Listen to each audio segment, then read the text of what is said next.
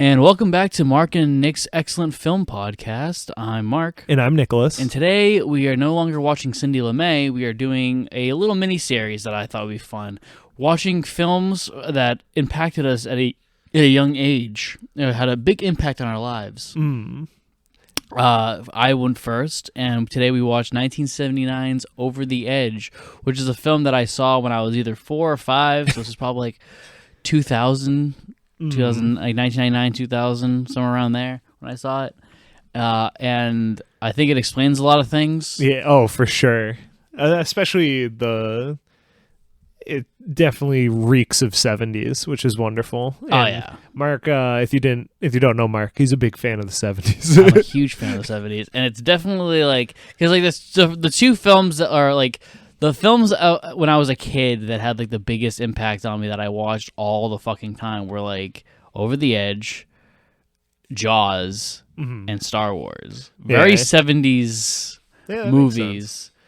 And then obviously like, even like Batman stuff, which has like this weird film noir aesthetic, which also like really, like explains a lot of shit. Black and white. Yeah. Anyway. So I watched this as a kid, and I became obsessed with it. I was like, this is like the best movie ever made, and I thought. But it's also a film that's like not a lot of people talk about. It's a film that's very like kind of obscure. Where like I think this is one of the best films of all time. Like genuinely, as like on a screenplay level, on a directing level, everything I think is perfect in this movie. And I don't think it gets enough recognition because it was a box office flop when it came out. But it did have a resurgence in the early '80s when. And critics loved it, by the way. Like this was a really well-received film, but it had a good resurgence when it appeared on HBO. It was one of the first movies on HBO. Really? Mm-hmm. Was it showing on, like, just like Saturday nights or something, or was it? Yeah, it was one of their when HBO used to do like the movie nights. Okay, yeah. Because back then they didn't have original programming, so they would only show uncensored movies. Which was that's why you had to pay for it. Exactly. And that's where I had a resurgence. That's where my dad watched it. And then in the 90s, they had like obviously coming on VHS and stuff, and that's where I watched it. And I was like, this is awesome. Yeah, this was great. Yeah, so the plot is basically you have a bunch of teenagers who are living in this weird small town in California called New Granada, and it's a boring fucking place. It's so unbelievably boring. Yeah, it reeks of Suburbia. Yeah, and in the title sequence, they have a little. This is based on a rough idea of true stories, and it talks about how a quarter of the population in this town is kids, and they are failing to accommodate them in any way. Yeah, and it also starts off in like a really interesting way where they show like teenagers just hanging out, and you see how like they're kind of all burnouts, in a rec center, crazy burnouts, and then a hard cuts to these kids like on the top of a freeway, with a BB overpass, gun. Yeah, and they fucking shoot a cop car with a BB gun and fucking go running away, and then two kids who are unrelated to that incident end up getting arrested for this crime. And it's just like, yeah, I can see why the kids are dissatisfied with this place. Yeah. But yeah, basically they keep getting pushed around, and like this boring suburban area or upbringing will always like give you more juvenile delinquency because there's literally nothing else you can do. There's a great line too. Later in the movie, there's some people who visit from Texas. And they were like, you were too busy trying to get away from the city and all this that you just brought all of this You turned your kids into exactly what you wanted to get away from. Yeah. Yeah. Way to go. Yeah. And it's really interesting. And then like things get out of hand further, and a murder takes place amongst one of the teenagers. One of the teenagers die, and the teenager, that's like the final straw. It's like that's the straw that breaks the camel's back, and the teenagers end up locking a few police officers, including the one who was responsible for the murder, and a bunch of the parents inside their school as they create chaos outside of it. Yeah, they make them watch them burning their cars and stuff. Yeah, and blowing up stuff. It's great. No, I'll talk about it when we start talking about the end. Yeah. When you asked me what I thought it was going to be like. Yeah, every thing I love is that everything like gets built upon, like everything has a resolution. Yeah. And I also like how like anytime they do anything with any character, it really serves to like give you a lot of information about them. Like you learn everything you need to know about Richie White within the first scene that he's in. He said he broke into a bike shop and he came and get his own story straight. But he's also said it so many times that Carl has to fix it for him. The person who he's telling it to. He also has no regard for authority because once a cop asks him what is he doing there, he's like, "Oh, I heard you're a horny dude," and then he has a switchblade on him. And when questioned about it, he says 3 inches, almost as big as your dick. Yeah. Like, you learn it's everything you need to know about Richie White within that, like, small time frame. And Carl is just kind of there. Yeah. He's a little bit of a smart ass, but he's a little bit more respectful about it. Yeah, you can tell he's, like, teetering on the line of falling into this lifestyle or staying. He has his dad owns a car dealership. They live in, like, a nice single-family home. Like, he is perfectly fine, but is leaning towards the delinquent lifestyle. And we get to see Richie's family, too, who's in, like, the lower area of their town. And it's a big apartment building that has kids running all around it and stuff. So you get a nice 2 different places these main characters are coming from. Yeah. The other thing I like about this film is usually with teenage delinquent movies, it's usually the teenagers are right and the parents just don't understand. Yeah. This one, the reason why I think this is like one of the best movies ever is because this isn't like Rebel Without a Cause, which is a great movie, where the dad's also like, Jim, I just don't understand. Jim, I just. But with this one, like the dad wants to understand. He loves his son so much, but he just can't do it because he's like, I don't know where you're coming from. He's just like, I'm trying to save you, and like the kid, and like Carl has the most loving family. Yeah. And it's just like, but it's like because they're so loving, it's almost suffocating. Yeah. To the point where that's one of the reasons why he probably acts out. And and I do feel like it's a lot of the environment too. Like if he had other things to do, he wouldn't have wound up with this group of people. And his dad is actively helping that situation get worse without thinking of it. Yeah. He's like, yeah, we want to bring these new businesses here. One of the central points is there is going to be a bowling alley and drive-in movie theater. Yeah, that the kids are pumped about because they're going to finally have something to do besides the rec center. And they end up deciding, like, the zoning ends up being for an industrial park instead. And the father is kind of helping with them moving there, with getting corporate sponsors to move in. And he doesn't like that.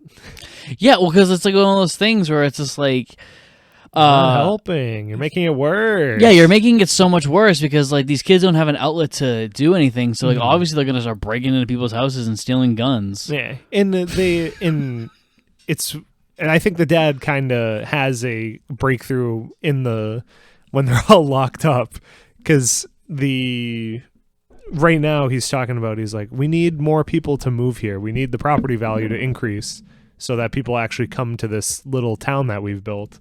And later on in the movie, he talks about is that guy the mayor? Jerry Cole? Yeah. No. But he's the head of property development. Oh, okay. So he's talking about how they have to get their kids in line. He's like, all you're talking about is raising the price of real estate. He's like, do you like care about any of the kids? Yeah. Like, the dad's my favorite character in the movie. Yeah, I can't wait to say he's the standout performance. Yeah. Also, a little fun trivia fact, Matt Dillon, very famous actor, makes his film debut as Richie White, and he gives a star-making performance. Yeah.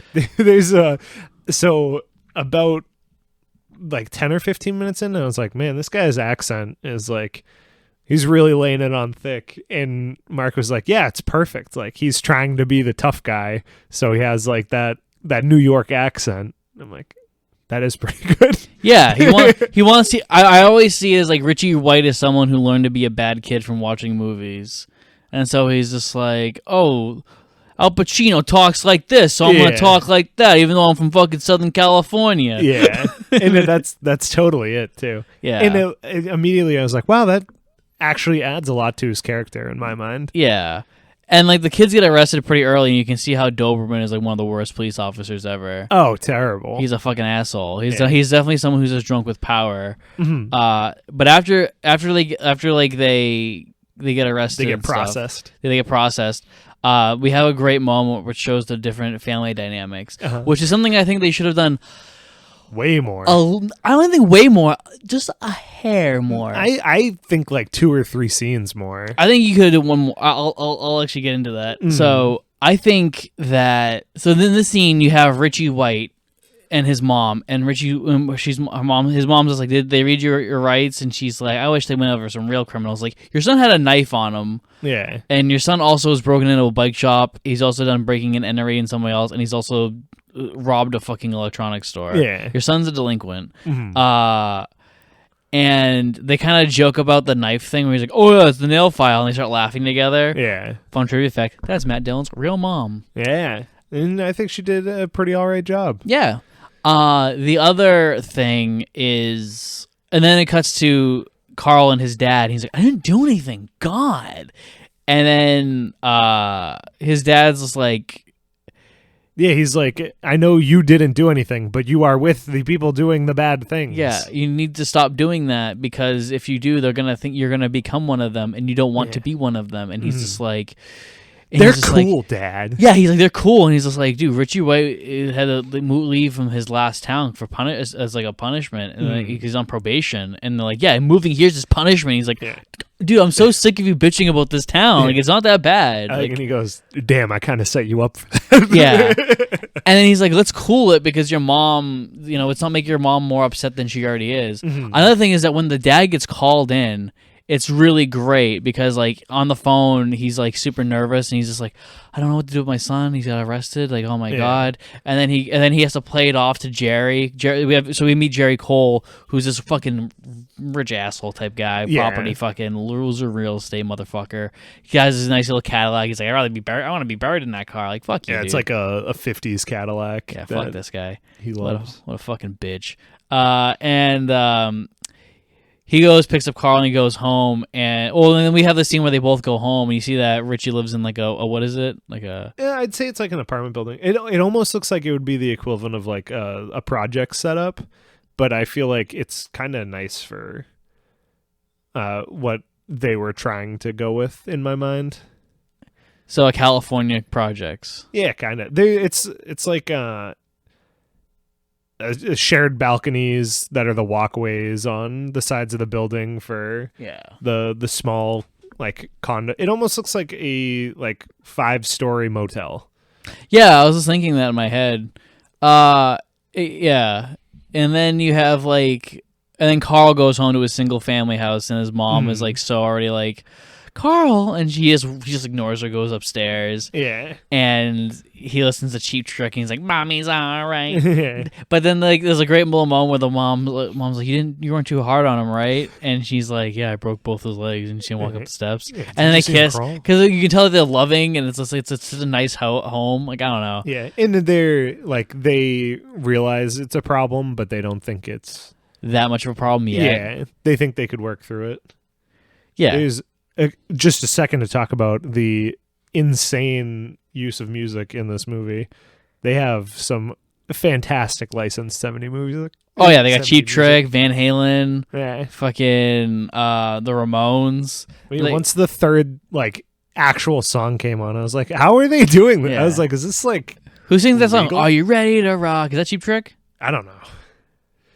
You're the music guy. Well, you're the one who liked that song a lot. I don't remember it. It was on a lot of these songs were on Guitar Hero. Yeah, they also had one of my favorite songs ever is "Ooh Child." Things are gonna get easy. That was another one where I was like, this fits perfectly, and the music's even the original score stuff is really good. The score is gorgeous. I wish I could give visualization to Mark's face when that came up.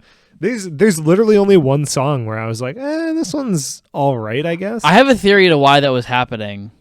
I think it's changing or something. No, I think the reason why they had to put the music there was I think they shot it without music.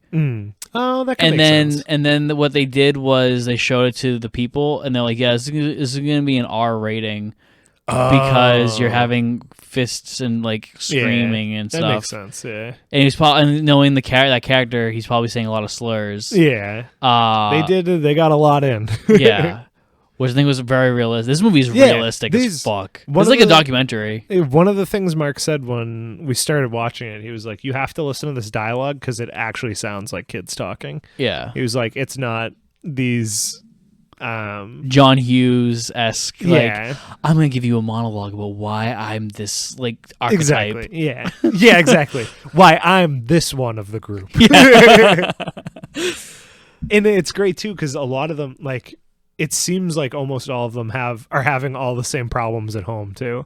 Like all the kids have this common thread of like, man, this town is actually awful. Yeah. And no one cares. But I think the reason why they had that song is because they probably showed it to, I think, like, this is probably going to be an R rating because you're just having like the punches. And the way to get back to PG, they had to take out like that maybe. No, because it's a good point too. Because obviously you have to keep that scene. Yeah. It would be really funny if he is all of a sudden it cuts back to their house and he's like, I got beat up. Yeah. So to go back to that family dynamic thing real quick, I think the only other time I think that it would have been better. I like the idea that you don't show it at all anymore up until when they run away. So basically, the rest of the movie we've only had. So from the moment like we go to that Richie's house, we never go back to Richie's house. We only go to Carl's house, so we get used to that. So we're like the audience. We're aware of how Richie lives. We're not like aware. We're like we. He is the side character. Yeah, we kind of know about it, but where we're comfortable with Carl, we know how Carl lives. And then when they run away, and then they go to steal his mom's car, Richie's mom's car. That's when I think they should have done it. That's where they should have had Carl go into Richie's house and see how Richie really lives. Yeah, and that's what I was thinking too. I don't think it'd be as impactful when they go to the house, but I'd want one more scene with her before that, and then have it be a big thing when they steal the car. Like he goes in and you see his like 8 brothers or something, because there's like the little kid that he hugs and everything. Yeah. And to make them running away more impactful, and you get to see, because I mean we see a lot of Carl's house and how he lives and everything, and almost nobody else in the I forget the bully's name. We see that he lives in a tent on the outskirts of town. Mark Perry. There's that's like the only other person we see, and I think we see Claude Zach in Johnny's house. Well, we see their bedrooms. Yeah, they are. We also kind of see Tips.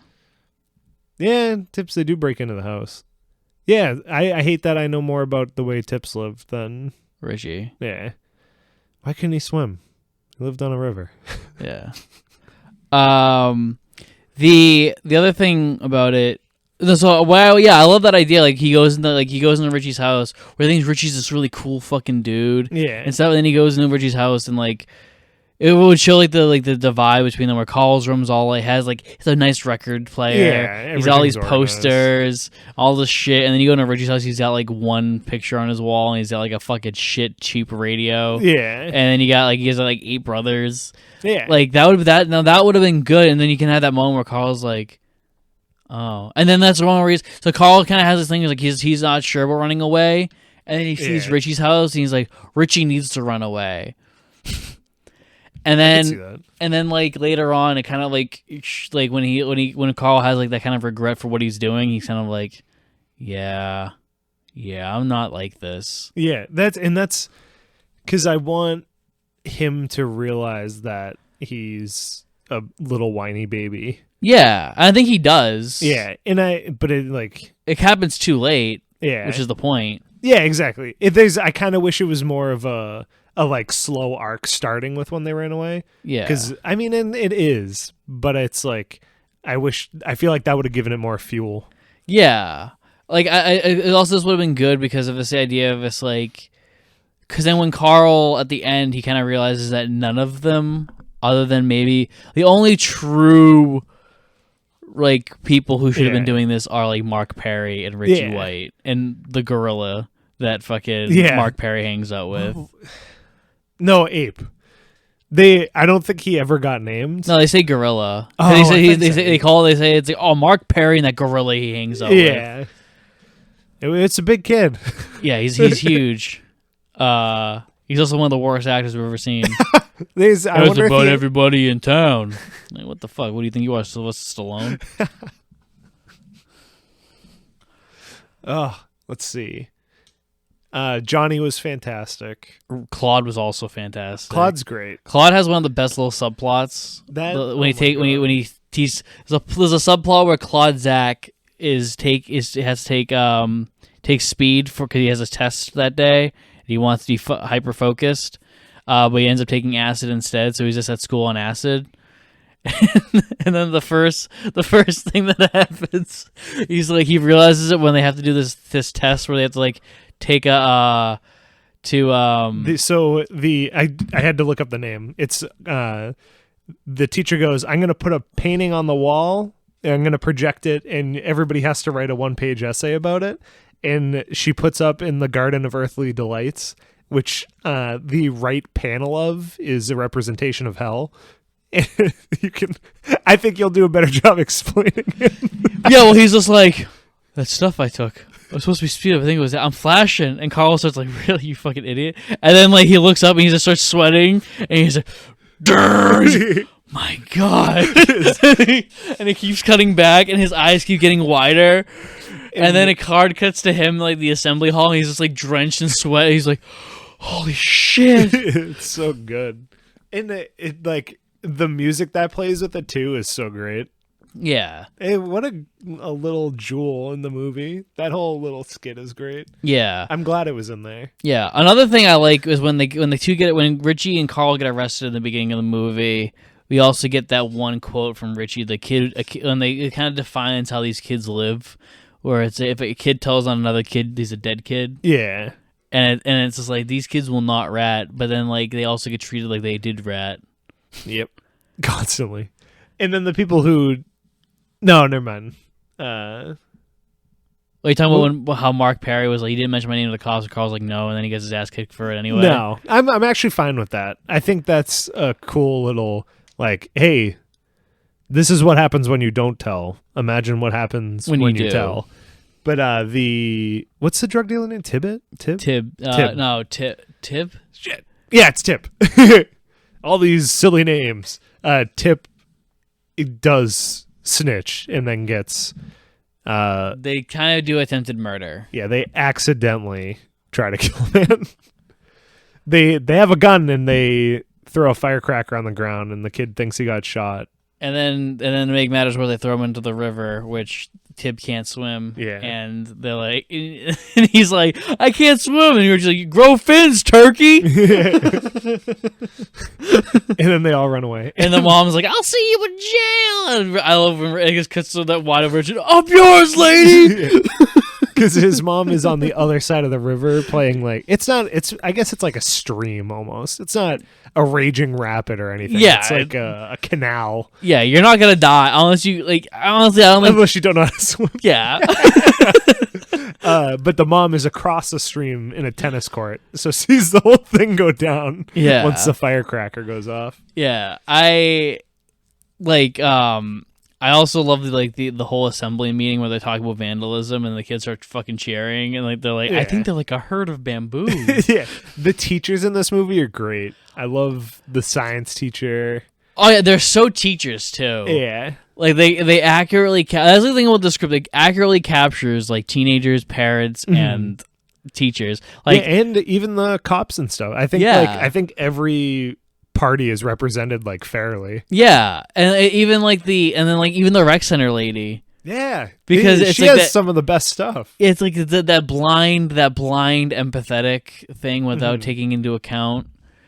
Like when she's like, "Is it true his gun wasn't loaded?" And it's just like, "Is it true that he pointed a gun at an officer?" Yeah, and I'm like, it's like in the one situation where it's like, okay, I guess you had a reason to draw your weapon. It's like you actively pointed a gun at him. Yeah, because like Richie okay. Richie stood his ground and was like, "I'm going to shoot you." Yeah, he basically did cop suicide, which I don't really get why, because I don't think he seems that disturbed throughout the movie.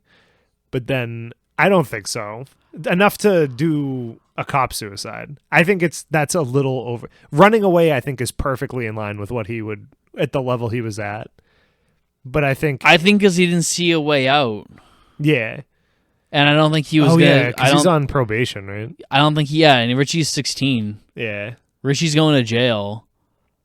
That makes sense. And he's going to jail for like a long time. A stolen handgun pointed at an officer. And a stolen car. Almost killed someone with flipping the tip. Yeah. Like Richie's going to jail for like at least 5 years. That makes sense. So like I think Richie just saw it as a way like he didn't, or Richie's just dumb. Yeah. Because Richie is dumb. He doesn't even know the real like what his mom had to sign, and he's told the story 1 billion times. Yeah. Throughout the movie, Richie keeps being like, "You ever tell you the time I broke into a bike shop?" And then Carl's like, "Yeah, but fucking 100 times." He's like, "So yeah, they had my mom sign this thing saying I was incorrectable." Carl's like, "Incorrigible." He's like, "Oh yeah, that's right." Yeah. And like every time he tells it, he says, "It's incorrectable." Like, Richie's dumb. I think Richie thought that if he did that stance, that Doberman would back off. Oh yeah, I could see that. That makes sense. Because he was just like, "Oh yeah, this guy wouldn't shoot me." Oops. He's like, "I'm just a kid. No one's gonna actually shoot me." And I think that's like a moment where it's just like, "No, Richie, you pointed a gun." Yeah. Like you did 80% of the thing. You're going to get shot. Yeah. I also love the scene when they all. So Carl is like obsessed with this girl Corey. Yeah. Very much so. And they go to the rec center at night to the park of it to see if they're gonna go find her, and I think it's one of the most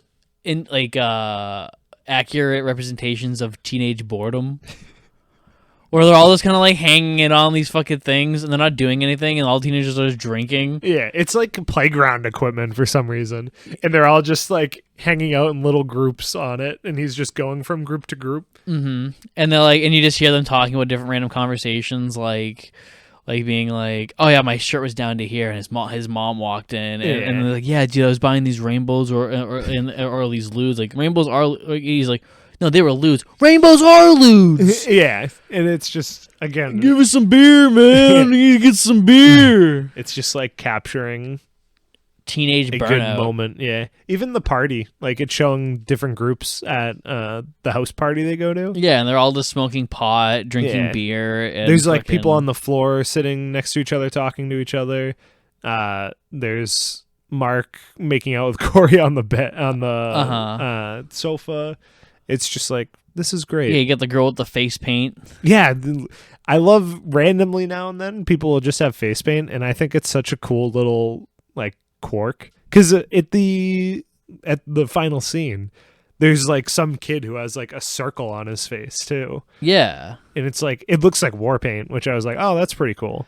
But I think it's because this was like during the era of glam rock and punk. Yeah, there are a lot of Kiss shirts. Yeah, this is like right before. It's still the 70s, so you still have, it's like that beautiful pre-Reagan era where everything it was like a lawlessness to the world, and it was like and then you look at all these kids, and then you go look at like John Wayne Gacy victims, and you see like, oh yeah, they all look exactly like these kids. Yeah, and it's because there was no laws really, and these kids were able to do whatever the fuck they wanted. Yeah, they all had long hair. Yeah.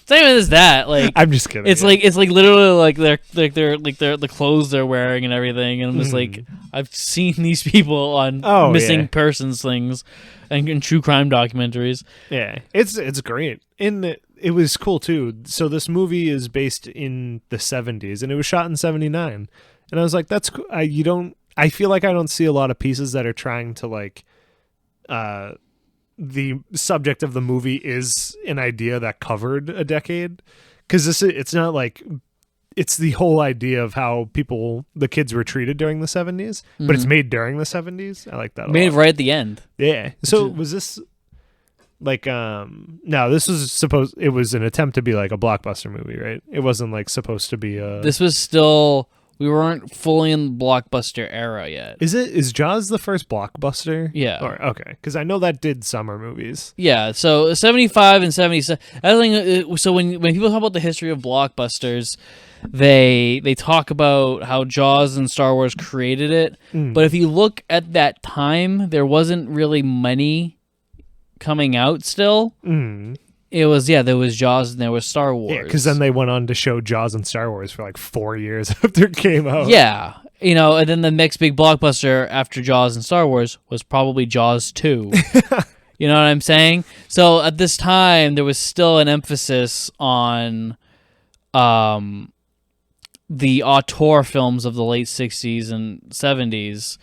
So this was like a bit film that, like, in the 70s, the studio system, like the system of seeing movies was different than how it is now, where you saw films through word of mouth. So like a movie like this would be in theaters for like 6 months. Oh, okay. And you'd hear about it to maybe a year, depending on how well it sold, and you'd be hearing people being like, "Oh yeah, you gotta go see that movie. It's so good." That's how like The Godfather became such a big thing, because it was in theater. It was in theaters for like a fucking year or two. Yeah, that's cool. There's, I guess, like what I was trying to ask but couldn't really find the way is like where a lot of movies now are like shot for an audience. Was this somebody like trying? It's probably an exploitation movie. Okay, yeah. I was like, is it supposed to be like exploitive? Is it like, I want to document what it's like right now?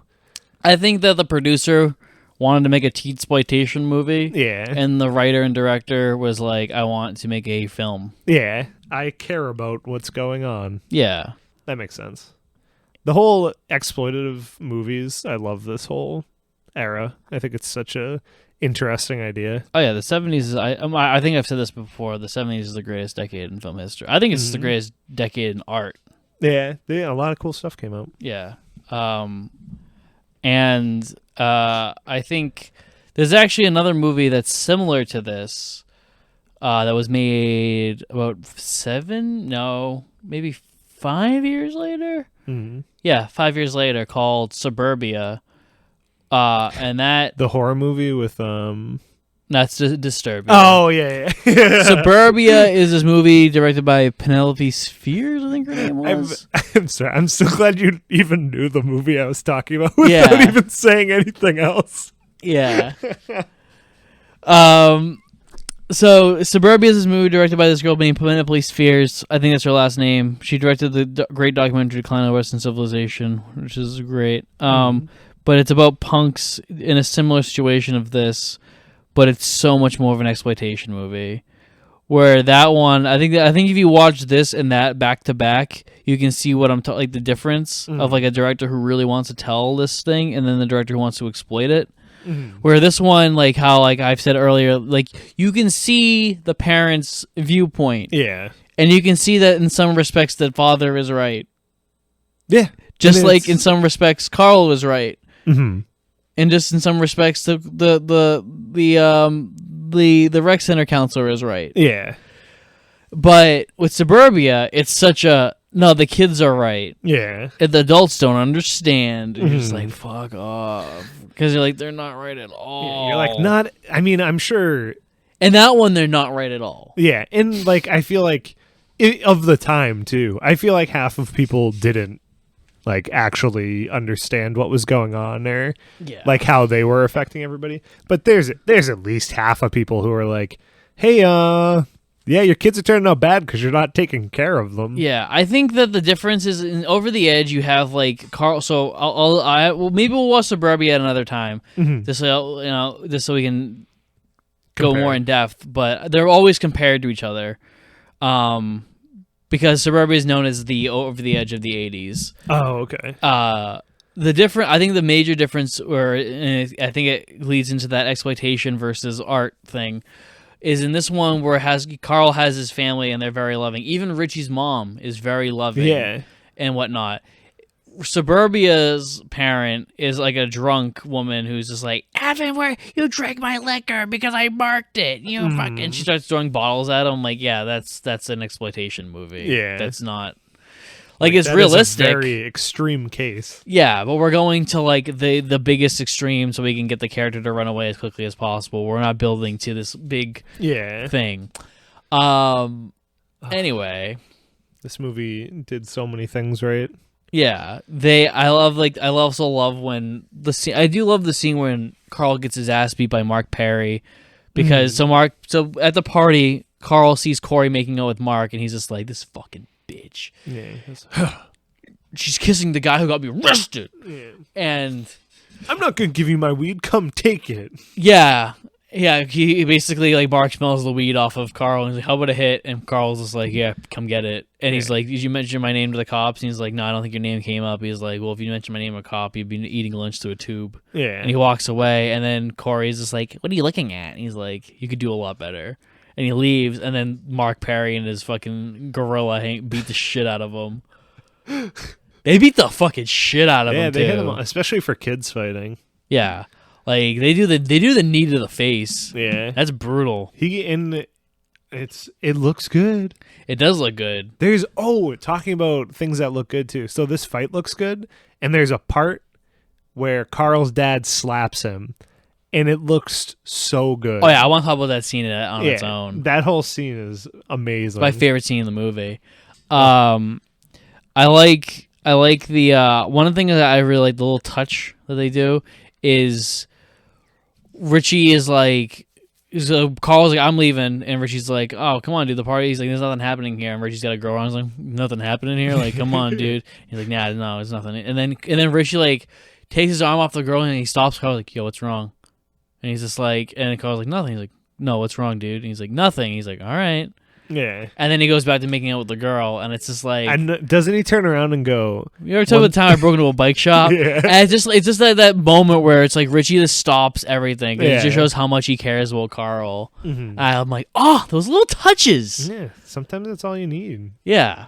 And he goes home and stuff, and then like his dad's like, what happened to you? And he's like, and there's a great moment because like, Jerry Cole is there with talking about the property values and stupid shit. Yeah. And they find out Carl got beat up, and like, his dad's in full panic mode, and Jerry's like, come over here, dude. And he's just like, and you can just see like the dad is just like in panic, like he's seeing his baby boy. Yeah, he's like, sit down, and the dad has like one butt cheek on the sofa, and he's like almost completely facing towards the staircase, like trying to watch for his son. Yeah, like trying to be part of that. And it feels like one of those things. It feels like that man thing. That it's a masculinity thing that both Carl and his father have, that they can't communicate properly, where they want to. Well, at least the father wants to. I don't think Carl wants to. Yeah, I think he's still in that phase where he doesn't want to explain things. Yeah, where his dad would want nothing more than to be able to go into Carl's room and sit on his bed and like have a cheerful heart to heart. Yeah. But he knows that he can't. And like even the mom, I feel like, feels like she can't, because she feels like if she does that with Carl, then it's going to go in between the father and Carl. So they're in this weird dynamic where like they all like love each other, but they can't communicate at all. Yeah. And so the way she goes about it, and she just gives him money. There's a great line too. Doesn't she say like war pay or something? Combat pay. Yeah, because they steal $4 from Carl, and she's like, "Did they take any money?" He's like, "Yeah, about $4." And she's like, "Here's $5 combat pay," and then she kisses him on the mouth. I'm like, I almost forgot about that part. The combat pay thing. Actually, I was like, "Damn, that's a good joke." Yeah. And then she's like one of the sweetest women. Yeah, she's great. She's such a sweet mom. Yeah, I don't know if I like her or the dad better. I think I like the dad better in this. Yeah, well, he gets more screen time. Yeah. There's something about movies that take place in like the late 70s and early 80s where like the moms are like always like the sweetest women. Like, I know you haven't seen Freaks and Geeks, but like the mom, my God, I wish she was my mom. She is the sweetest woman I have ever seen in a movie. I'm like, That's this cool. woman. Wait, isn't that a TV show? It is. Oh, okay. But I just remember like there's one part where they one of the characters yell at her. I'm like, don't you ever talk to your mother like that again. You understand me? I will fucking end you. Yeah, I do. I've always been interested in that show, and I just haven't sat down and done it. It's only got one season, dude. You're not. Oh, really? Yeah. I'll probably do that. Should I watch that or Twin Peaks Part 2 first? Uh-oh, he's thinking hard. Freaks and Geeks. Okay. I actually, hot take, I think Freaks and Geeks actually might be better than Twin Peaks. Oh my god. It's recorded, Mark. Oh no! Anyway, one of the other jokes I like is like the two annoying girls. Oh. The two annoying teenage girls. They write the most annoying girls. It's great. I love when Carl walks into the rec center. He's all beat up, and they're like, "Ooh, Carl, nice little paint job." Yeah. And then they're like, "Was the disgusting people from Planet Pork?" Ooh, ooh, ooh. They're so annoying. And I love that I think I like it more because one of them was much more annoying. The smaller one was more annoying to me, but I think the one with the braces was. I think having them both made it better. Oh yeah, yeah. Like if it was just one or the other, I'd be like, I fucking hate these. This is a terrible character. Well, it's because you know those girls. Oh yeah, it's so good. You remember them from junior high. Yeah. You remember them. This movie's good. Yeah, and like I love them later on when they're on the fucking intercom. Yeah, that's my favorite. Go moment. to piano practice. Go to hell. I think my favorite. I don't know what my favorite one is. No, my favorite one's when they're both in a classroom and they're talking to each other, and the teacher's. I forget the girl's name. Marcy. Yeah, she goes, Marcy. Stop, Marcy. It takes like 4 times, and it's so because the rest of the class is quiet. They're just sitting there talking. Mm-hmm. There's like a really stupid part. Well, not stupid. It's a great part in the movie, but like stupid on the town's part, where they're like the rec center is such a these teenagers are such messes, and they're such juvenile delinquents that we should probably close down the rec center when the Texas guys come here. It's like, yeah, let's let the delinquents not have a place to hang out. Yeah. So they have to so they get bored and they'll do something else. Let's have them wander the streets instead of be in one building. Yeah. What they should have done is close all the windows and lock the door. Yeah. They should have left them alone. Yeah. The only person who would have noticed that they were there would be Carl. The real estate people. Yeah. Nobody else would have cared. And then they go and make a riot. Yeah. Kids. That's another thing. Actually, this one's all the cops' fault. Yeah, Doberman were just. That's the other thing is that Doberman has such an ego. Yeah. Sergeant Doberman. I'm looking up. I'm friends with him on Facebook. I feel like shit that I don't remember his fucking name. Wow. I but hope he doesn't watch us. He's a great actor. He's really good in this role too. It's just the role is so annoying. Yeah. Because it's like, oh man, you are just that power guy. Harry Northrup. That's or a nice Northup. last name. He's also famous for being a taxi driver. He's one of the taxi guys. He's the one who brings Travis to buy the guns. He's also in fucking Silence of the Lambs. He's in a bunch of Scorsese. He's in a lot of early Scorsese as well. Like he's in Mean Streets, and I think he's in Alice Doesn't Live Here Anymore. I could be mistaken, but anyway, he's a fucking phenomenal actor here playing Sergeant Doberman, but Doberman's a fucking idiot, and he has such a power trip, and if the cops would have just stayed outside the rec center and just kept an eye on it, there would be no problem. Yeah, if they would have done their regular job. Yeah, if they were more integrated into the community rather than just being the bullies. Yeah. So why don't you go hang out with them in the rec center and stuff? Because instead, Sergeant Doberman goes inside and arrests Claude for having hash, and it's because earlier They're just hash browns. Shut up. Oh, do you know the difference between hash and pot? I don't. I don't either. Can someone explain that to me in the comments? It might be a 70s thing. Yeah. It is funny hearing about drugs that don't exist anymore, like lewds. Yeah, I didn't even know what it was at first. Yeah. And then when they were talking about it, and then when you were talking about it with rainbows, I was like, Oh, the drugs. Yeah. Ah. Every time I hear a lose, I think about the big kid from Brooklyn. You ever see that video? No. Back in the 70s, we had loads. It was the best fucking drug. Yeah, I actually that after. There's been so many great Mark and his core friend group have referenced obscure YouTube videos all the time, and they get so excited to show me them. They're always so good too. But anyway, because Claude bought hash from Tip the night before at the rec center. So and Tip doesn't obviously at the start ratted him out, and Doberman goes arrests him.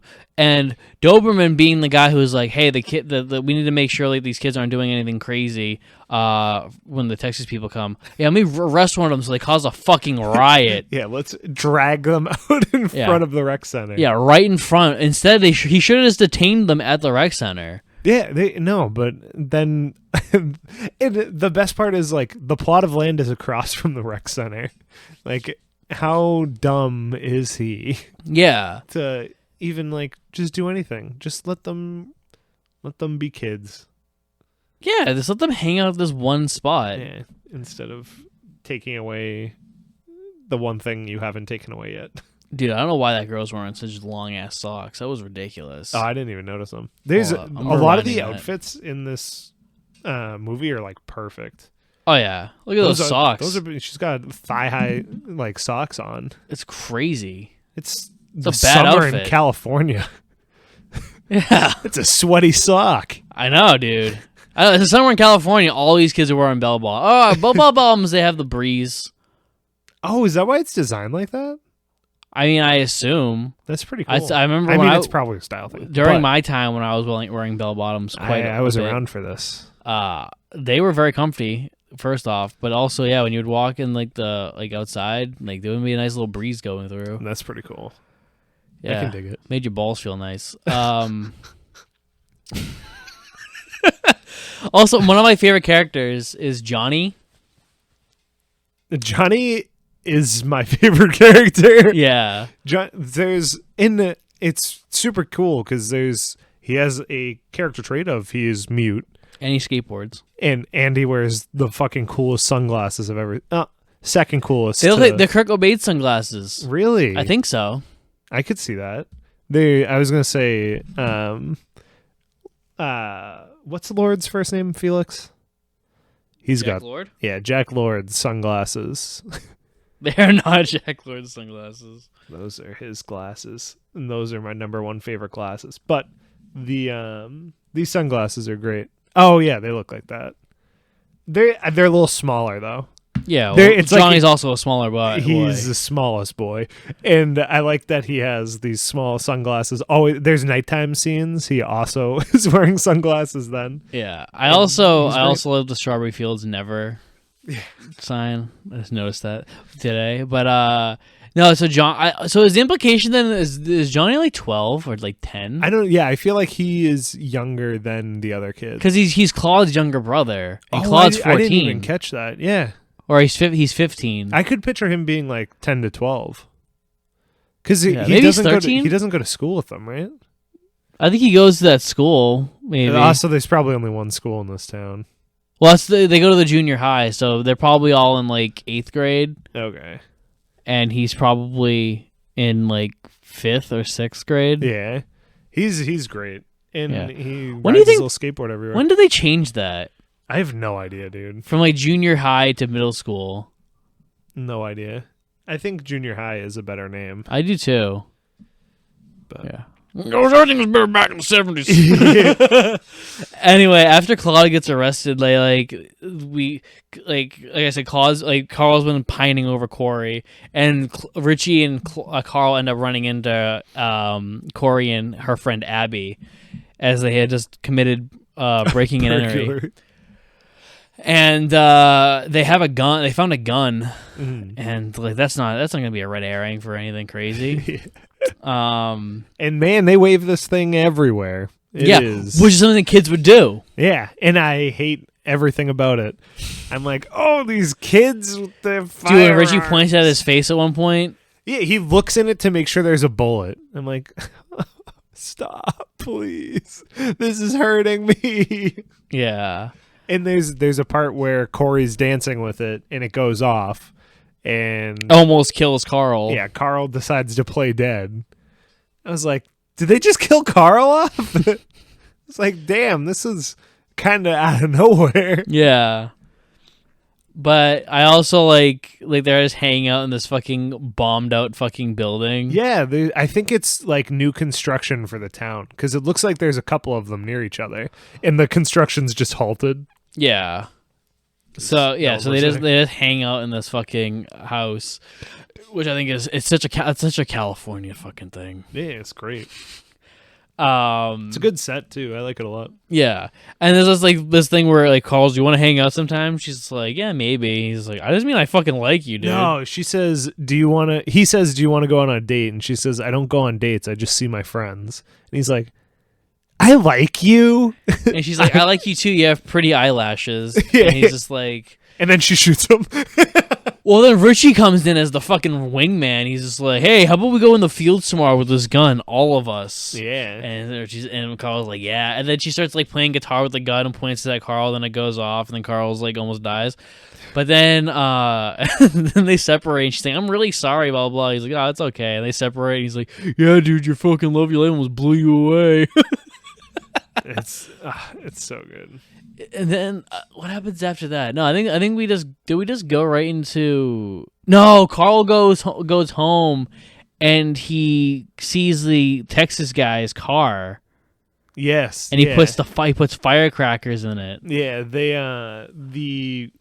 I want to call them like I guess real estate buyers. I know his name's Roy. House.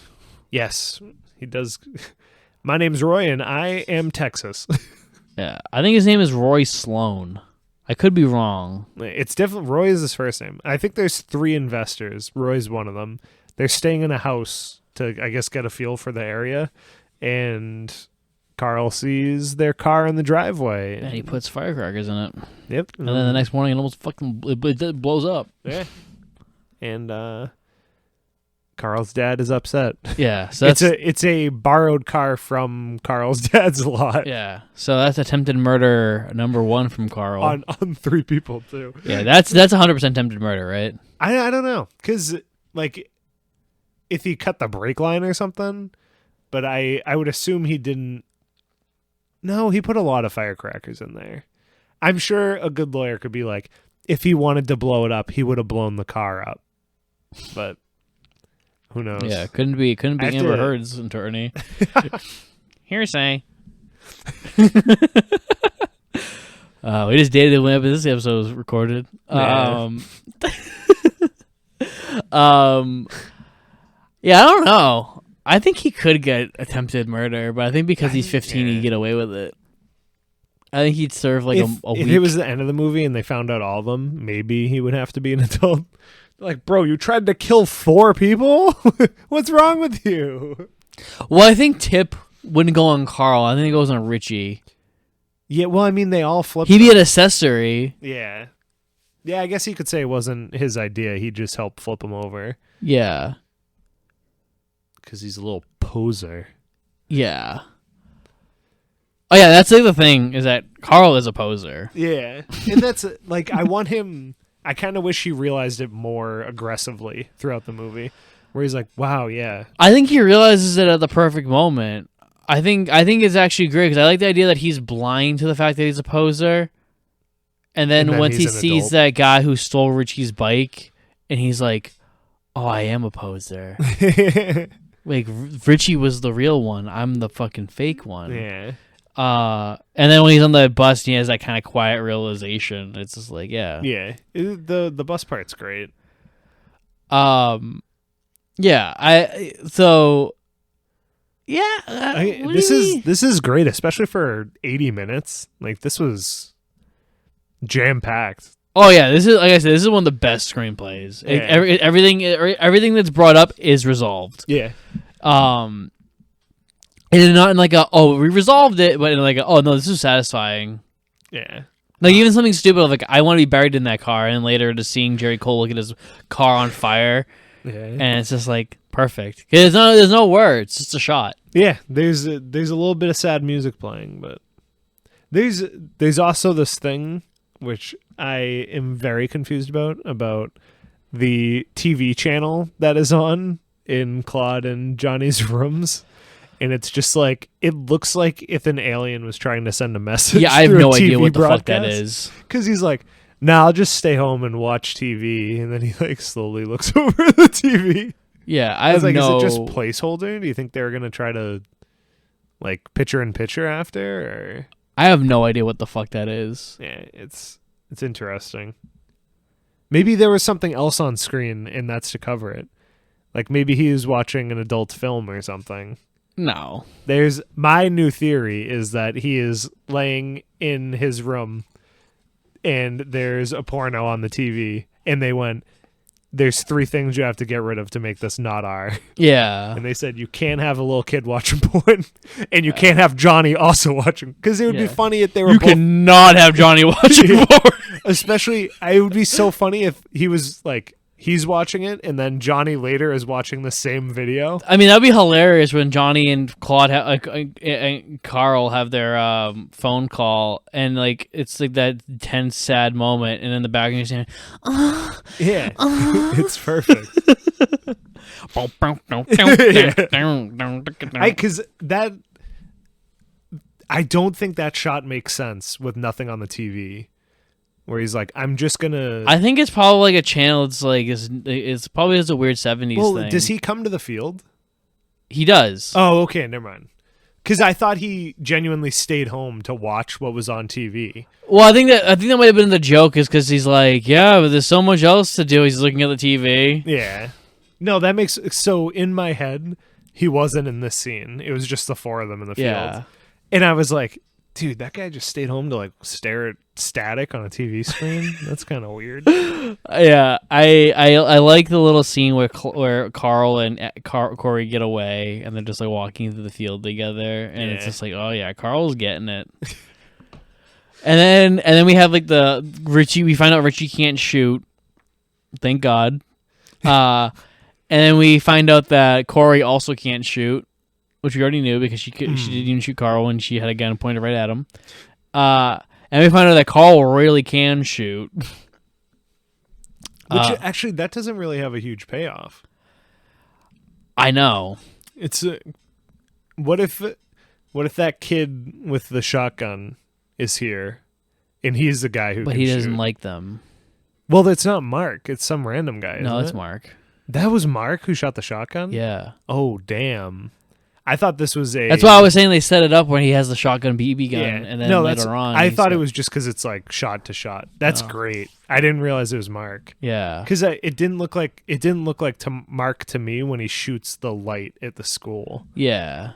Because I was like, oh, who the fuck's this kid? Yeah. I think that they probably, in like an original draft, probably had Carl kill somebody. But it's so much better without him killing somebody. I agree. I think that that's one of those things where they thought about it, and then they were just like, Carl is innocence. Yeah, Carl is a poser. He's not Richie or Mark. Those are the real fuck-ups. Yeah. Like, Carl is someone who's in this weird in-between. Carl's a kid. And I think that they were like, the audience can't also forgive Carl for that. And I'm glad they didn't have that happen. I'm so glad they didn't. But you can tell that that's what they were gonna do. Yeah, because there's also, and this could have just been the who would he have killed? That's what I was thinking too. Maybe like, he kills Richie. No, maybe he somehow has another gun. The only person I can feasibly think, because he couldn't have killed Doberman, because that clearly has to be Mark's kill. Yeah. So maybe Jerry. I don't know. Yeah, maybe. Maybe he kills his dad. Oh shit. That'd be something. If that happened, this movie would be terrible. Yeah. He kills his mom. Oh, damn, I'm out. I wouldn't have watched it again. They end up figuring out that Tip fucking ratted out Claude. They end up throwing Tip in the river or the canal. in their rich fucking shitty family house, which I think is hilarious that they're fucking rich kid. Clearly the richest kid is the drug dealer kid. Oh, yeah. It's like, you didn't even need to work for that. There's one thing the mom didn't start running yet. Well, because they're playing. They're in the middle of a tennis game. Yeah, that's true. You ever try to break fucking rich white people away from tennis? Well, is that supposed to be the mom? Yeah. Yeah, her son. She didn't like. As soon as my they're kid having the best set of their life.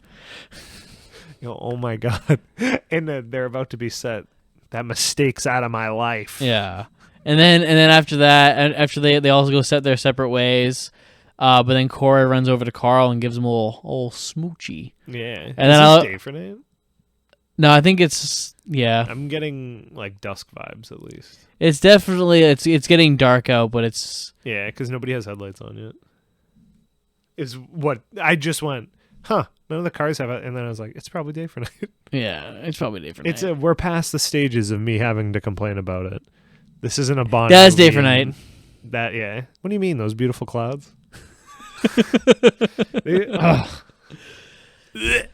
I think the other shot didn't look bad. It didn't look bad at all, and I think it almost gave it a nice hazy look for the kids separating. But that was, but that's probably why it was up for like 4 frames. Anyway, after the smooch, we have the classic teenage thing. You have the best moment of your life, then you have the worst moment of your life. Well, one of the worst moments of Carl's life. We have my favorite scene in the film. So the dad's bitching to the mom about how Jerry Cole's a fucking asshole and doesn't know what the fuck he's talking about, how Sergeant Dolman's a fucking idiot, and how these kids are fucking crazy. And he's all pent up, he's drinking. Yeah. And he's like, Carl, come here, son. We're gonna go onto the nice couch and we're gonna have a conversation. And they have a conversation, and you can tell that he's like, he does not want to be having this conversation. He's very agitated. Yeah. And and he also doesn't like yelling at his son, but he knows he has to because it's life or death at this point. Mm-hmm. Like right there, dude. Like look at that moment. Line is crossed. Look at his face after he yells at his son. Like he has this moment where he does the thing, and he's just like, I hate doing that. Yeah. I don't want to do that, but. Like he got teary-eyed. Oh my god, I love this guy. He's a good actor. But anyway, he starts yelling at him. He's just like, I saw you at the rec center, with Doberman there, and he's like, yeah, I bet you and the fucking cops planning to bust a wreck on purpose. And he's like, is that what you think? Y'all think I put that ounce of hash in Claude Zachary's pocket? Yeah. He's like, it wasn't an ounce, Dad. He's like, how the hell do you know so much about it? He's like, did I get busted? He's like, oh shit. And then the mom tries to interject. She's like, it's not Carl's fault. And he's like, it's never his fault. It's never his fault. It's always his friends with the knives, his friends with the drugs. Yeah. And his mom closes her eyes and gets sad because she knows no, they're getting into their heads. Yeah. And he's like, they're all gonna go to reform school and you're not gonna follow them. And he's like, who's going to reform school? Jesus fucking Christ. And then she's like, I don't want you. And his mom breaks it and she's like, I don't want you hanging out with Richie anymore or Claude Zach. Yeah, you gotta take a break. Which is like, all right, I can see why you wouldn't want to hang out with Richie, but Claude's not doing anything to anybody. There's a reason she didn't say Johnny. Yeah. She goes, Johnny, that dude's cool.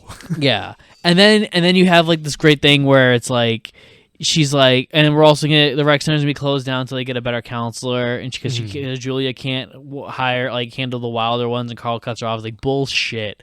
And the dad's like, never talk to you. He gets actually mad. He's like, don't you ever talk to your mother like that again, young man. And he's like, you're crazy. And then Carl tries to walk away, and the dad's like, don't leave when we're trying to talk to you. And he's like, get off of me.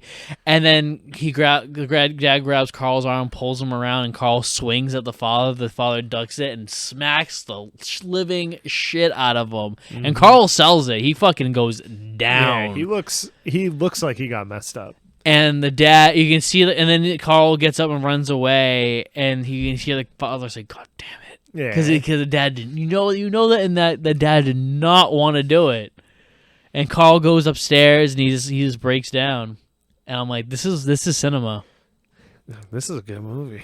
Yeah, and then we go to Nick's favorite scene, the botany box. Yeah, it's a good scene of the teachers trying their best too.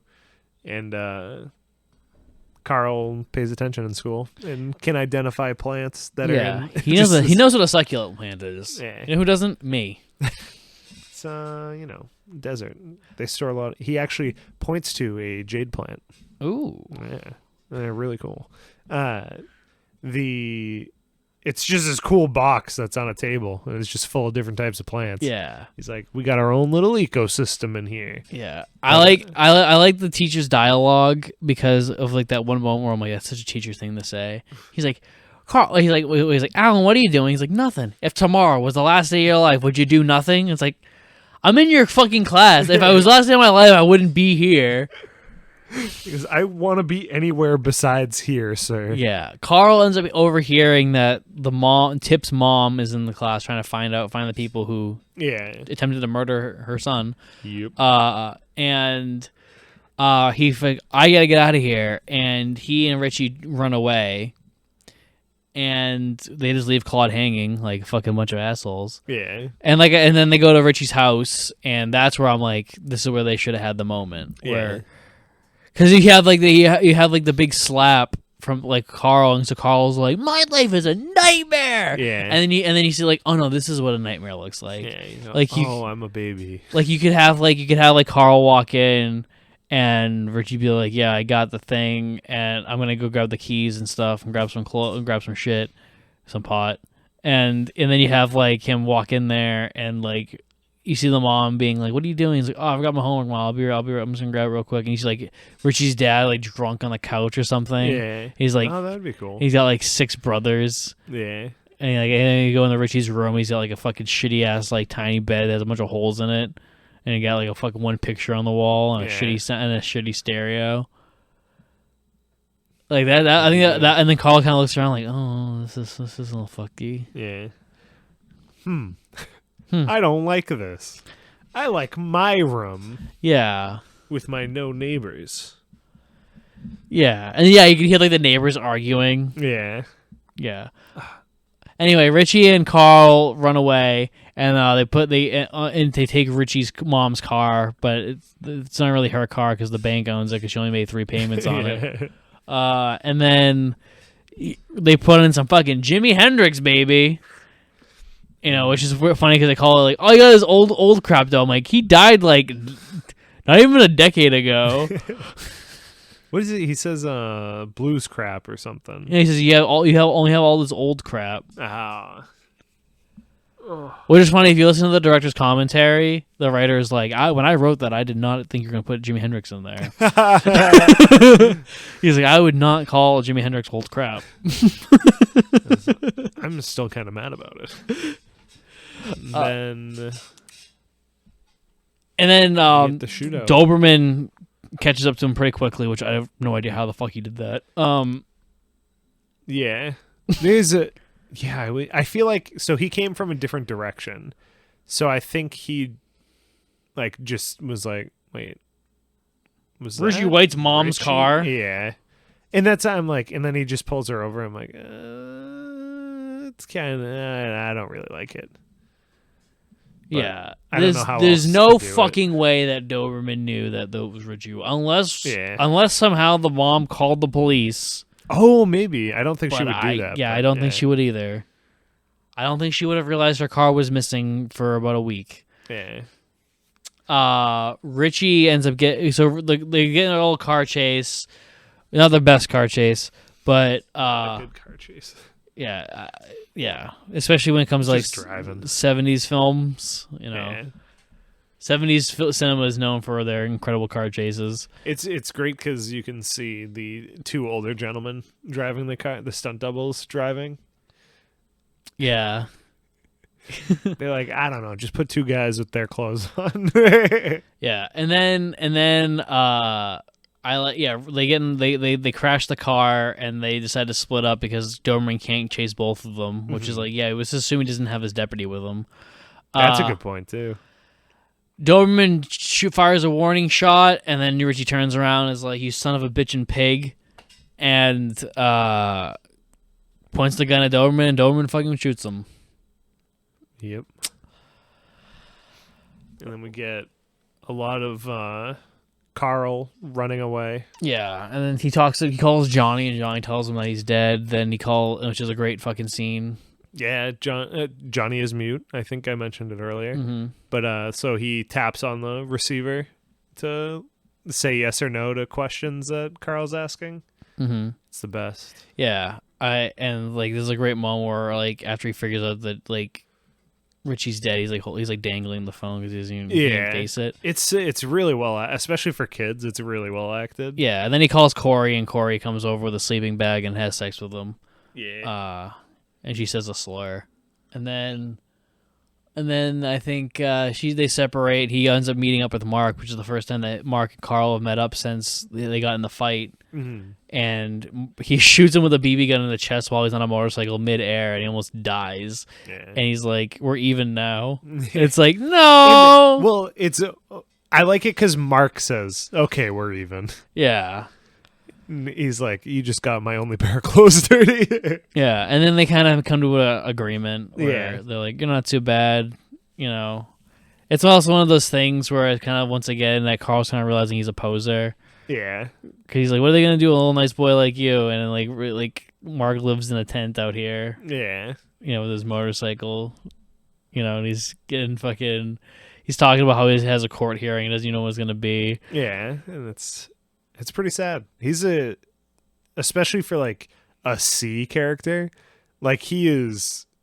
I feel like he was the guy who beat up Carl, and then this is the next scene he's in. Like this is like almost an hour later. You're like, oh hey, it's Mark. Yeah. Oh hi, Mark.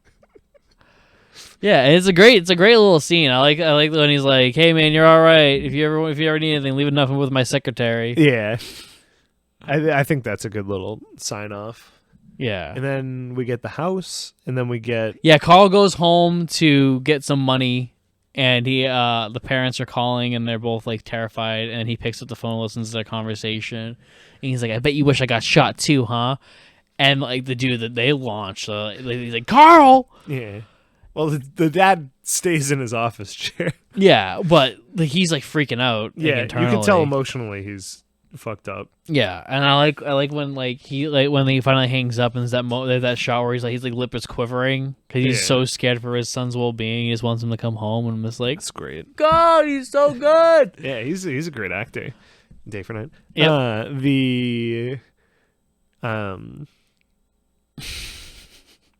And then from leaving the house, he runs to the rec center.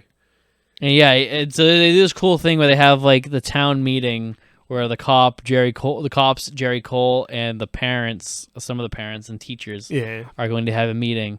While that meeting's happening, about the kids, yeah. And then while that's happening, the kids are having a meeting about the parents and the teachers and the cops. And they're both trying to come to conclusions about what to do, where the parents, teachers, and cops aren't coming to an agreement. The kids are all in agreement on what to do. And there's a great moment here where so Mark and Carl team up and they decide what they're gonna do. But then the Carl's dad has a standout moment here because Jerry keeps talking about property values, and he's like, "Jerry, I want to talk to you. What the hell are you talking?" Actually, before that happens, Doberman tries talking about killing Richie, and he's like, "I'm not going to apologize. I'm sorry that he had the gun. Yeah. I'm sorry that he was on drugs." And it's just like, "Fuck you, dude." That's like, I'm like, bro, it's like you should be helping him not have a gun. Yeah, this isn't his fault. Like, you're just blaming yourself still. Yeah, and then like the rec center girl was like, "Was his gun loaded?" And he's like, "Well, how the hell was I supposed to know?" Yeah. And I'm like, "This guy's a bad cop." Yeah, I am not a pro cop person. I think the system right now is very broken. But in my life, if somebody pointed a gun at me, I would shoot them because I would feel my life is in danger.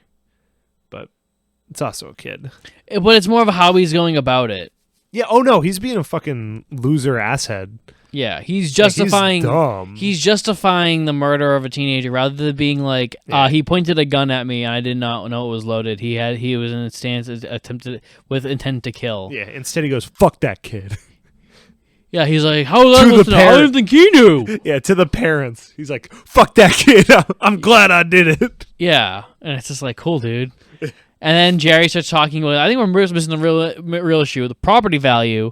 And then that's when like the dad, like Carl's dad's like, what the hell are you talking about? He's like, and he, like the part, he's like, I'm talking about the problem. And he's like, your son's part of the problem. He's like, my son and his friends are part of this goddamn town. Yeah, and people talk about them like they're a bunch of animals. That's like my favorite part of the movie is that line. The kids are a part of the town. I was like, ooh, that's like, I feel like the movie could have been built off of that line. Mm-hmm. It's so good. And then the kids have locked all the parents in them in this like meeting hall. Yeah, it's like almost like the high school auditorium type thing. And they lock them all in there, and they're now breaking cars. They're taking baseball bats, destroying their cars. They're having a little riot outside. Yeah, lighting shit on fire, blowing shit up, going into the school, stealing shit, breaking shit. Destroying the library, which I am anti-library destruction. I am pro-school library destruction. Damn. Because it's usually never anything good. Yeah, it's because they can't staff it with librarians because they don't want to pay people. It's also because they always have the shittiest books, and they're always already fucking... They're also always usually censored. Yeah, Mark's like, they ban all the good ones. Yeah. They got all bunch of Sports Illustrated, not one Playboy magazine. Bullshit. Bullshit. How am I supposed to discover culture? Yeah, all right? I like the 70s. I don't need highlights. And that's the other thing is that most of the books at least in my junior high, they were all actually from the 70s. Yeah, it's super underfunded. Or the 80s. All of our drug books are from the 80s. It's so dumb. Yeah. Anyway, they're destroying everything, and obviously Doberman's freaking out. Yeah. The dad's calling out for Carl, but nothing works. And this is the scene that inspired Mr. Kurt Cobain to write the song "Smells Like Teen Spirit." It's pretty good. Mm-hmm. Before this scene started, Mark goes, "How do you think this is going to play out?" And I said, "Have you seen the movie Heathers?" I was like, they're going to blow the school up with all the parents in it. It's like, it's just going to randomly go the complete opposite direction in the middle of the movie. But I am happy with the way it played out. And I'm glad Johnny was the guy who gave the phone to the rec lady. Yeah, so while the chaos is like at full... I'm glad it was two neutral parties that ended up calling cops, but... Yeah, Johnny gives the Julia from the rec center is sitting by one of the cages, and she's like, Johnny? And Johnny skates over, and she's like, can I have the phone? And he hands it to her, and she's like, can you dial 0? He's like, hits it, and she's like, thanks. And she skates off. And we have, and then while this is happening, Carl sees a guy steal Richie's bike, and who looks exactly like Richie almost, and he realizes, I think in that moment, he chases it, and he kind of realizes, like, I'm kind of a poser. Mm-hmm. That's what I interpret from it. Yeah. And while that's happening, Corey chases after him, but Mark, being a psychopath, has a shotgun now, and he shoots a car, and it blows up, and Corey almost fucking dies. And also the lights all go off inside the building because they blow up the fucking electrical box. Mm-hmm. Which, good thing that fucking Julia called them by that point already. That's a good point. Yeah, I wonder if they if they had them initially in the right order, or if Probably afterwards not. they were like, "Oh, there's no power." Actually, I actually think it's in the opposite order. I'm just trying to believe that it isn't. Oh, okay. I mean, I think phones still work if electricity's out, because the lights are on in the scene. Oh yeah, the hallway lights are on. Wah wah. The generator came back on. Oh yeah. And then so then the police come, but by that point, Corey, Johnny, and Claude leave. Mm-hmm. Because Corey's like, yeah, I almost died, and Claude's like, well, I already stole all these headsets, so I'm cool to go home. And so he walks her home with Johnny. And then Carl's walking around, and the kids are like, Carl, let's steal some tapes. Like, they have a bunch of 8-tracks. So it's like, shut up. But, and he's just like, I've had enough. Yeah. And so I think in that moment, Carl's like, yeah, this is the one I wanted. Like it's like almost like a thing. It's like almost like most riots now, where it's like we have a reason, but then everyone's like, "Yo, let's loot some stuff," and they're like, "This isn't what I planned on. I was doing something for change, and you're doing this for personal gain." And I don't think that'll ever change. I think there will always be, as soon as like protests get big enough, people will just take advantage of it. Yeah. I think all Carl wanted to do was lock the parents in there and destroy some cars and be like, like we can fuck some shit up. We run this city. Yeah, but I think that they took it all too far. Like once he saw Mark with a shotgun, he was like, yeah, this is going a little too far. Yeah, it was nice cuz it's a good script. They're jumping on the cop car. I was like, I can't wait till they get in the cop car and find the guns. I was like, because that's going to add a whole new dynamic to this. And then they do, and it does. I was like, look at that. Yeah. Well written.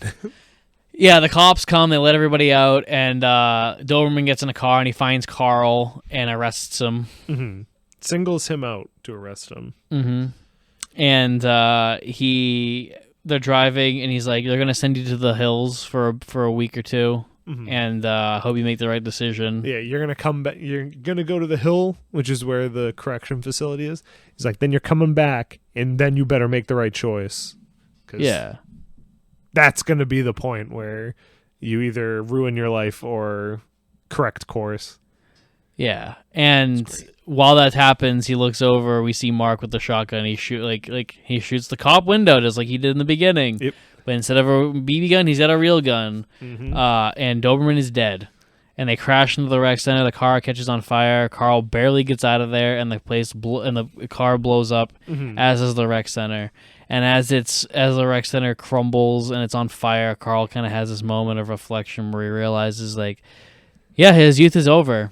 Yeah. I kind of did all that. His childhood is dead. He has to grow up now. Yep. He destroyed his own childhood. Yeah. And I think that's a beautiful, like, scene.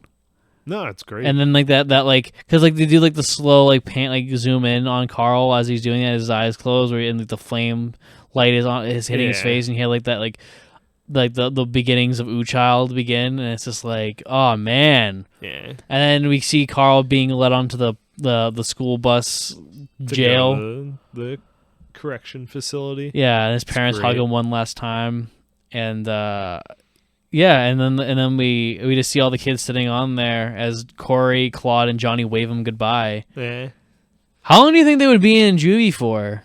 I have no idea. Because sometimes they destroyed a lot of property. Like there's a lot of damage done. And then, I mean, Mark's life's ruined.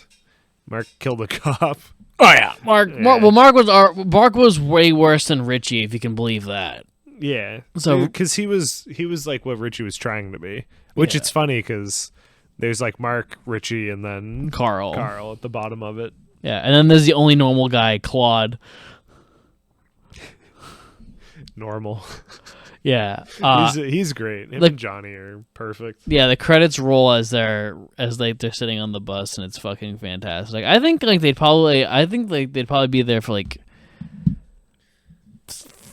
2 months, maybe. Yeah, I assume it would be a while, but obviously it's not like actually jail. So yeah. But I don't really know how the terms and stuff work for juvenile. There's a really good movie about juvie. You ever see the movie Bad Boys with Sean Penn? What's the cop one? Isn't Bad that called Boys. Bad Boy? Yeah, movies have the same titles sometimes. No, that's stupid. That's another movie where it's a movie that came out, and I think it's very similar to Over the Edge, where it's a really great movie, but it's a movie that like is so obscure that like no one talks about it. But it's like Sean Penn's like this juvenile delinquent who goes to juvie, and the rest of the movie's in juvie. There's a great moment where like it's a great scene, and it's ironic that one of the bullies is the cop, the bully cop from Shawshank Redemption. Okay, but like they're bullying him, and they're like, "Dude, tonight we're gonna fucking kill you," and stuff. And so Sean Penn grabs his pillowcase, and he goes to a vending machine. He's buying sodas, he like buys all these sodas and he goes back in his room and they go in his room. He just fucking and breaks both of their noses and starts wailing with these like soda cans on them. I'm like, oh my god. And none of the kids got soda ever again. It's a great way to ruin it for everybody. I know, right? Nick being like, oh man, I wanted some soda though. You ruined the only thing I had to look forward to in Juvie. Yeah. All right, so that was Over the Edge. Let's do our ranking stuff. Yeah. I'm going to give it 5 to everything. You know that. Yeah. So story, I also think is a 5. Yeah. I think all the characters are great. The story makes sense the whole way through, and everything has payoffs. Yeah, I think Carl's the best James Bond we've had yet. Directing. 4.5. I said 4, because nothing like really jumped out at me or anything. Yeah, I do think the choice to have Richie, is it Richie or Riches? Richie. Yeah, Richie. Have Richie's mom be actually his mom. His mom that's a good directing choice. Yeah. You're going, man, this kid cannot pretend somebody else is his mom. Mommy, could you please come on stage? Yeah. I think Jonathan Kaplan's directing style is very similar to George A. Romero's style. And you will see that when we do the Dead trilogy later on this year. Mm-hmm. Acting. 5.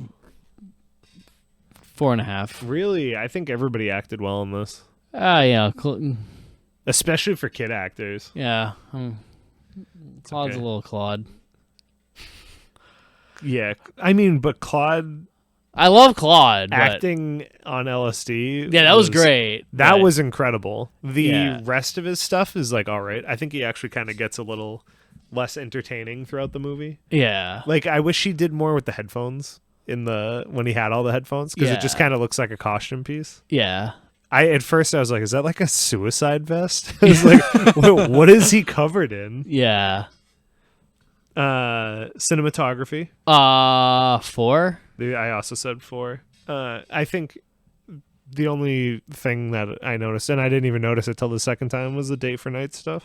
It's but definitely I think they do it fine. It's a great. It looks really nice, but it is definitely a low budget 70s film. It like. When I say flat stuff. Yeah, when I say it's directed like George A. Romero, like if you watch Dawn of the Dead, you'll see what I mean. It's shot exactly like Dawn of the Dead. Mm-hmm. But at least there's camera movement. Oh yeah. Dawn of the Dead also has a lot of camera movement, I think. Mm-hmm. I believe it. I don't know, actually. Score. 5. Yeah, 5. The only one I had a problem with, again, was the fight score, but that isn't anywhere close to enough to bring the rest of the little bits they wrote down. Mm-hmm. And then the songs they licensed were perfect. Art direction. 5. Yeah, I said 5. I think everything, especially where it's a lower budget one too, like what they did with the classrooms and stuff, like the library it doesn't look like shit when they're destroying it. Like it looks like a school library. The school looks incredible. Yeah. The Carl's house looks incredible. Yeah. Oh, Carl's house is amazing. I'm hoping that wasn't a set and that was just somebody's house they were shooting in. Yeah. Because that was nice. The whole like city itself, how it looks like it's currently being developed is perfect. Yeah, I like the new Granada like logo. Yeah, it was because New Granada's not a real place. I thought it was New Canada at first. Like I was looking at my phone at the very beginning of this. I like looked up and looked down, and I was like, New Canada, weird name for a place in California. Mm-hmm. And then one of the logos is a CG, and I was like, but it's like that very like Art Deco 70s look, and I was like, the C looks like a G in that. That's stupid. And then the sign popped up, and I was like, "Oh, Mark, I've noticed something." Yeah. And then were there any other the half-built house? I think plays into that whole it's still under construction, so I think that's fantastic. And then the bikes and everything, like the fact that I knew Richie's bike. Just by when the kid was riding away from it at the end, I was like, wait, that's Richie's bike. Yeah. I was like, damn, that's some good prop usage. Mm-hmm.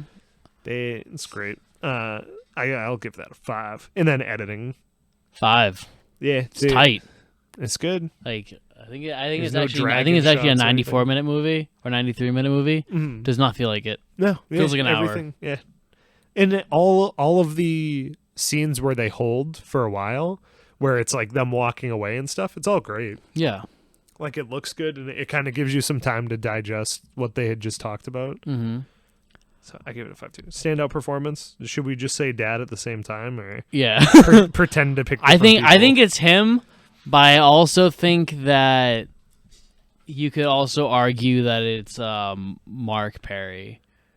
Because he's only there 3 times, but he makes a fucking impression. You're right. Mark was great. I mean, Richie was obviously, he's obviously the breakout star here.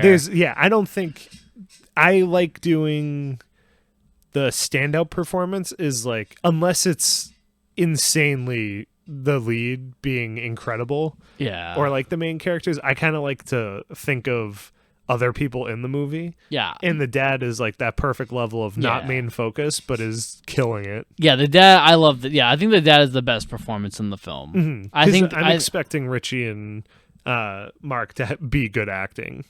Like that's I already want that. That's like my baseline. Everybody else would be standout to me. I also want to say that I think his name is Michael Eric Kramer, who plays Carl, was also fantastic. Oh yeah, I wish he did more work, but he didn't.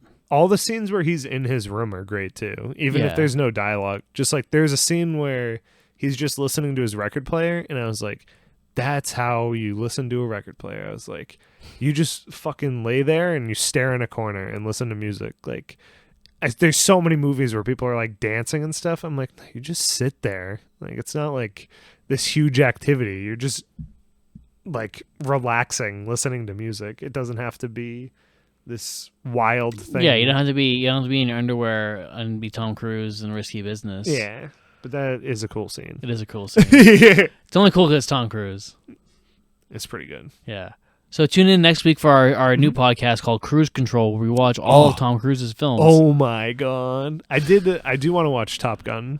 I've never seen it. To kind of date this again. The second one comes out, I think, in a couple months. I mean, that could be literally any time. Because, like, that movie's been delayed so many times. It's actually 2019. That was supposed to come out, I think, in 2019. And then got delayed, and then COVID hit, and they were like, hold. Then it was delayed to the summer of 2021, and then it got delayed to the summer of 2022. Wow. I'm expecting it to be delayed to summer 2023. I do want to watch the first one, though, because I watched most of it, and I think I mentioned it on the podcast before. I really don't like watching trailers, but me and my brother went to see The Northman, and it was playing before that, and I was like, this looks kind of meh. And then Tom Cruise shows up, and I was like, oh, he's a good actor. I was like, oh no. That's one of my big problematic traits. I like Tom Cruise. And so I stopped watching the trailer. I want to watch the second one. And then obviously I haven't seen the first one, so I want to watch the first one. Yeah. Sounds like we could watch it on the show. Oh my god. Maybe. But I think that's do we have anything else? There's the next movie. So this was Mark's pick for a movie that impacted him a lot. My pick is not as crazy or well made, and also not from when I was a little kid.